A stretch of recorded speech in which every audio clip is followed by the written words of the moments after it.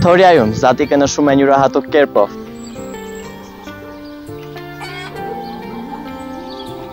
Մեծահասակները եւ երիտասարդները բարձրանում են քարոտ սար։ Քարոտ սարի վրա գտնվող Սուրբ Հովհաննես մատուռում մոմ են վառում, աղոթք բարձրացնում առ Աստված։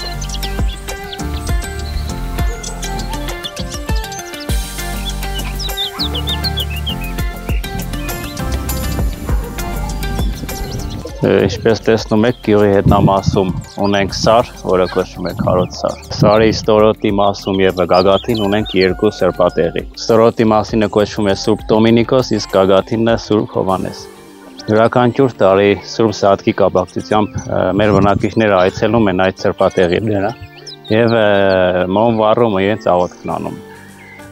Կարող եմ ասել, որ նոր տարվանից ոչ պակաստոն է նաեւ Սուրբ Զատիկը մեր համագյուղացիների համար։ Եվ առիթից օգտվելով, քանի որ այս տարի առաքելական կաթոլիկ եկեղեցին միասին նշում են Սուրբ Զատկի տոնը,